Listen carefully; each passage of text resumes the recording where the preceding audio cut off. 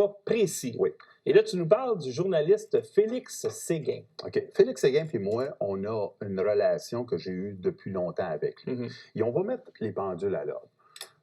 Moi, j'ai donné presque toute mon information à Radio-Canada, à Le Devoir, à Rue Frontenac qui était là, et La Presse et tout ça. Et je n'ai pas donné beaucoup au Journal Montréal. Pourquoi? Parce qu'il y avait un lock-out.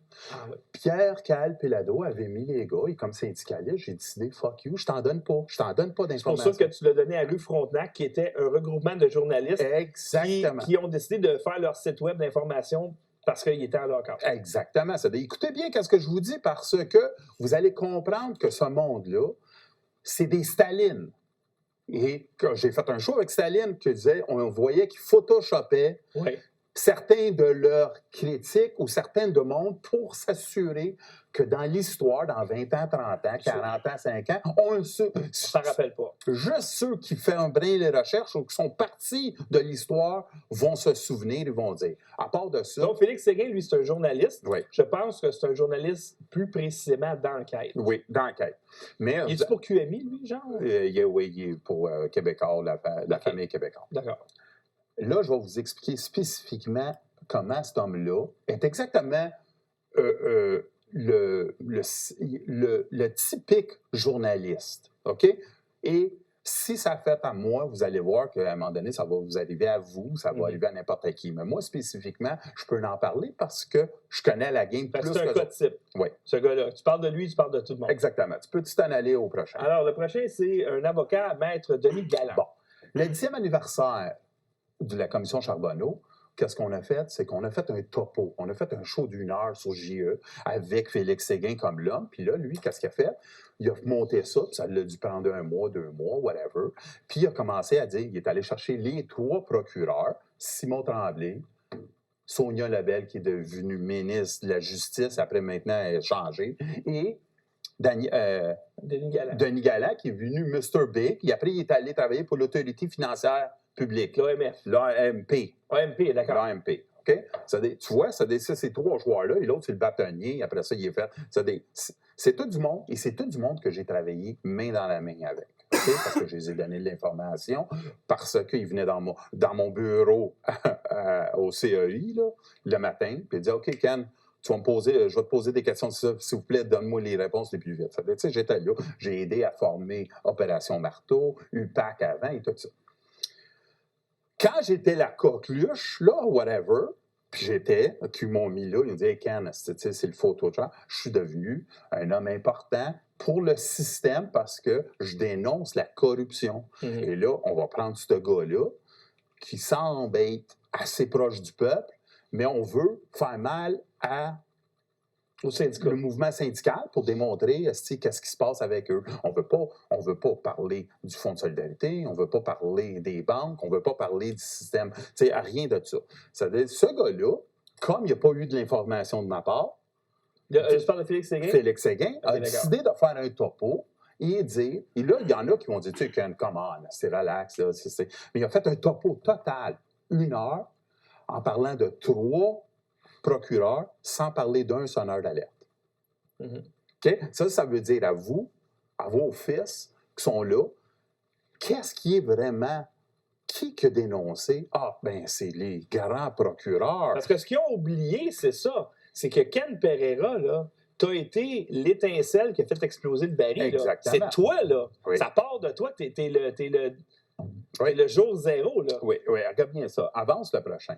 Alors, le prochain, on parle de Lino Zambito. Lino Zambito et moi, on a été, pas engagés parce qu'on n'a pas été payés, mais on a dit, fais une tournée au Québec pour parler de la corruption et tout ça, puis vous allez à l'université, Zégep, et tout ça, des groupes communautaires, des villes et tout ça, il expliquait. Moi, je suis devenu assez chum avec Lino, puis Lino, c'était un bon gars, OK? Sauf que Lino, le seul qui a été représenté dans ce show-là, Lino lui-même va vous le dire, il dit, moi, là, j'ai collaboré pour réduire ma sentence. J'ai fait 3 ans ou 2 ans et une... Ah, il était là à prison? Non, à la maison. Ah, d'accord, oui. Avec house arrest. Un house arrest, tu sais. Ça dit, lui-même, là, c'est pas un sonneur d'alerte. Lui, il a collaboré tu vends de la drogue. Lui, est-ce que l'étiquette de délateur, il collerait un petit peu plus? Sans vouloir. Ils devraient, mais ils ne l'ont jamais appelé. Ils l'ont appelé moi. Toi, tu as été appelé un délateur. C'est ça, tu vois. C'est très important comment on formule le monde. On analyse la population, comment on veut que la population analyse le citoyen. C'est ça.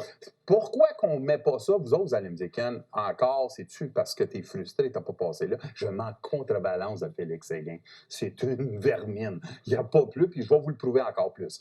Mais la raison, c'est qu'on veut éliminer l'histoire. On veut que vous, à maison, que vous êtes des sonneurs d'alerte, vous n'avez pas de voix.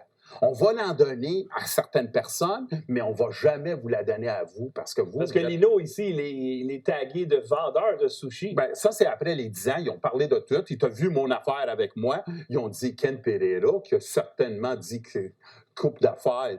Mais à la fin, il dit il collabore maintenant avec André Pitre et il parle des complots. Il compare le régime aujourd'hui à le régime nazi. Ouais. C'est ça qu'ils ont essayé de faire. Hey, c'est des maudits mongols. Allez pas écouter cette émission-là, sinon vous allez comprendre pourquoi ils ont raison. Exactement ça. Lui discrédité. Je l'ai appelé Félix. Okay? L'hypocrite, le menteur, le tata. Je l'ai appelé, je dis Félix, tu as fait un topo sur moi, sur la commission, puis tu n'as pas mis un sonneur d'alerte. Un. Puis il dit écoute, Ken, c'était pas. Et après, j'ai parlé à son boss, Jean-Louis Fortin. Il dit Ken, on l'a fait en masse avec toi, là. Tu sais, après. Tu comprends? Ça justifie de ne pas me mettre dans le cas. Tu sais, tu comprends? Dans le fond, c'est ça. Le raisonnement. C'est comme le personnage principal d'une commission. Et là, ceux qui écrivent 10 ans plus tard, t'es un figurant, le gars qui mange de la soupe dans le fond du resto. Il n'est même pas là. C'est pour te dire qu'on veut éliminer le pouvoir du trucker. On veut éliminer le grassroots. On veut éliminer celui qui se lève debout pour avancer le mouvement. Même dans ce temps-là, après, on a eu certaines personnes qui avancent au prochain. Oui, alors, le prochain ici, c'est le président de la CAQ qui démissionne. Attends un petit peu, je suis rendu ici. Le président de la CAQ qui démissionne. OK, regardez bien ça. Pourquoi que cet homme-là a démissionné? Puis tu me dis, pourquoi tu le mets là-dedans? Tu sais, quand je vous ai dit, le mouvement judiciaire a été accaparé, le mouvement médiatique a été accaparé, le mouvement bancaire a été accaparé, cet homme-là a été choisi par la CAQ. Ça, c'est notre premier ministre qui choisit cet homme-là. OK? Cet homme-là a été reconnu, pas tout le monde en parle, pas tout le monde en parle à Paul Arcand, ils l'ont appelé un Shylock. La pression est tellement venue, tu peux le mettre sur le prochain. Un Shylock, pour ceux qui ne savent pas, c'est un prêteur usuraire. Oui, exactement. Alors, on voit ici des gens comme lui, on en voit passer à toutes les semaines à l'émission JE. Donc, comme quoi, c'est un... Il passait, sa compagnie va aller jusqu'à 780 % d'intérêt. Oh là là, à haut de 25 % par année, c'est considéré comme du Shylockisme. Oui. Mais André... Donc, Stéphane Le Bouillonnec, président de la CAQ et PDG d'une compagnie qui c'est pas parce que de la misère à lire, c'est parce que c'est petit puis c'est loin. Qui profite des pauvres en leur prêtant de l'argent, des taux d'intérêt annuels allant jusqu'à 780 %. Personne ne comprenait comment il était possible que la CAQ soit première dans les sondages Léger Marketing. Par coïncidence, le président de la CAQ est administrateur chez Léger Marketing. Ah, tiens. OK. André, on ne va pas aller trop loin là-dessus. Okay. Où je m'en vais avec cette histoire-là, le premier ministre, quand tu fais, on veut te présenter comme candidat, on fait une recherche. Si tu as des gestes déplorables, si tu as un geste criminel, si tu as des abus sexuels, n'importe quoi, ils font une enquête sur toi pour dire, OK, il a passé la première phase, OK, c'est beau. As-tu quelque chose d'écrit qui efface tout ton Facebook, ton Twitter, si tu as ça, c'est pas bon, c'est peut-être que tu veux le reprendre après, mais là, c'est mieux parce qu'on est dans un monde.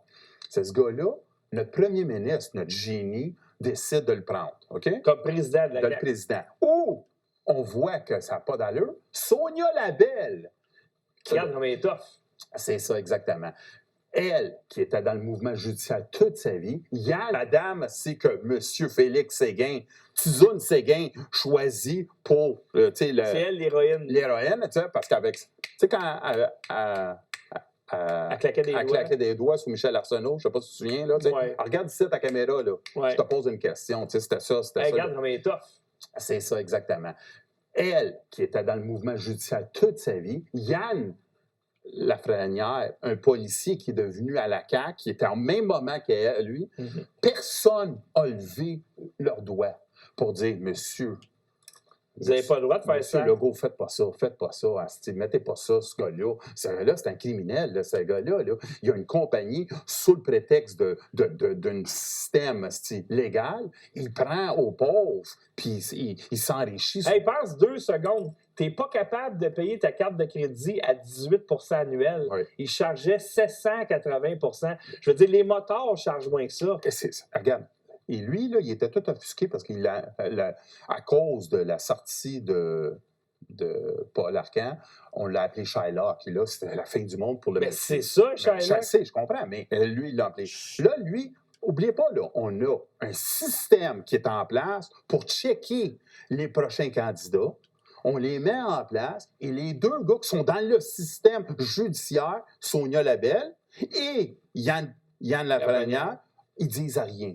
Vous comprenez comment, c'est quoi la ligne du parti? Est-ce que vous comprenez comment que si tu te lèves debout puis tu dis quelque chose contre le parti, comment tu vas être écrasé totalement ou tu es juste un maudit Chris de pourri? Lui, il était là parce qu'il travaillait pour Léger Marketing. Lui, il était là parce qu'il est venu comme candidat, mais il était proche du pouvoir. Tu sais, est-ce que c'était à cause de Léger? Est-ce que c'était à cause d'autres affaires? Je m'en fous. Le but est que, André, toi, là, tu t'en vas pour la CAQ.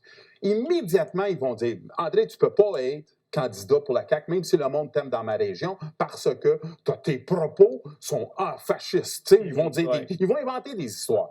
Lui, ils l'ont dans preuve. La preuve totale, ils ne le font pas. En plus, 2 personnes sont du monde judiciaire, sont reconnues par Félix Séguin comme des grands hommes, et ils n'ont même pas été capables de faire la job à bon niveau. Au niveau de leur propre parti. Propre parti, ça dit comment est-ce que tu veux que Sonia Labelle soit intègre? CAQ vient me chercher, puis tu veux le mettre, parce qu'il y a du monde qui ne croit pas ça. Il va nous emmener à ce gars-là. Ben, je m'en fous si j'ai un poste garanti. Moi, je démissionne de la CAQ. Je ne vais pas m'embarquer avec un homme qui est de même. Ça se peut pas. En parlant de la CAQ, Ken, tu aurais pu être député de la CAQ facilement. Mais c'est là où je m'en viens. Avant de te connaître, je fais toujours la joke, mais avant de te connaître, qu'est-ce que je fais? C'est que la CAQ vient me chercher, puis tu veux le mettre, parce qu'il y a du monde qui ne croit pas ça. Et c'est moi qui décline. C'est ça. OK? On vient me chercher, et à Saint-Jérôme, et c'était M.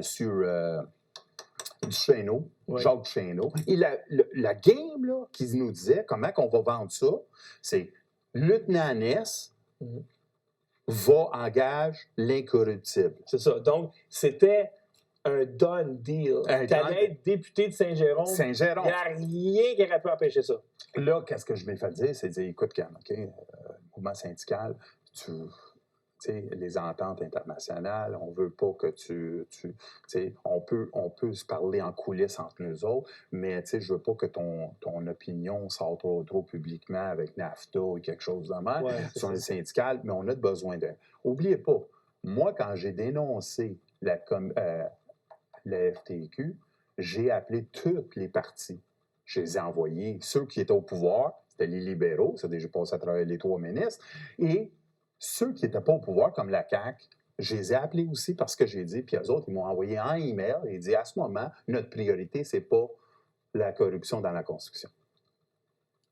Ça a changé. Pourquoi que ça a changé? Parce que c'est un enjeu électoral. Parce que ça, c'était vendeur. C'est vendeur. Vous comprenez pourquoi que tantôt, on va voir que l'élite s'ajuste à le scandale. T'es pas bon aujourd'hui, mais là, t'es bon. T'as passé 2 fois à tout le monde en parle. Mais regarde, Ken, regarde les conservateurs. Le Parti conservateur du Canada. Il n'y a personne qui s'est levé pour les truckers. Non. Erin O'Toole, pas d'un maudit mot. Non. Et là, il y a un sondage qui sort. Le tiers des Canadiens soutient les truckers. Woup! Là, ça sort. Exactement. On prend des photos avec. Ouais. Et c'est pour ça que moi, je suis très, très cynique avec les politiciens. C'est simple. C'est une expérience personnelle. Je ne vais pas aller dans tout ce que j'ai fait avec les ministres du Travail, les informations que je les ai données, les papiers que je les ai donnés, puis ils n'ont rien fait. Tu comprenais? Ça a pris les médias dans le temps pour faire. Mais n'oubliez pas, là, Félix Séguin, encore, ne m'utilise pas parce que je n'ai pas donné de de viande à ça, ou c'est parce qu'ils veulent oublier le pouvoir du citoyen. C'est énorme, le pouvoir du citoyen. Et ça, ils minimisent. C'est pour ça qu'ils continuent. Mais ils ne veulent pas te passer à la porte, Ken. Mais c'est parce que tu ne joues plus dans leur équipe. Oui, mais j'ai jamais joué dans leur équipe. Hein, oui, mais eux autres pensaient ça, Ken. Oui, tout à fait. Quand tu appelles un journaliste là, pour lui donner une histoire, il joue dans mon équipe. Ouais. Mais là, s'il met la POC sur la palette, là tu travailles pour un média indépendant. Là, tu es un freelancer. C'est pas pareil. Là. Tu vas aller poter dans le net à eux. Tout à fait. Je les expose. Et c'est pour ça qu'ils n'aiment pas ça. Ils n'aiment pas ça, se faire dire. Mais on va aller plus loin. Mais moi, avant, je dois exposer.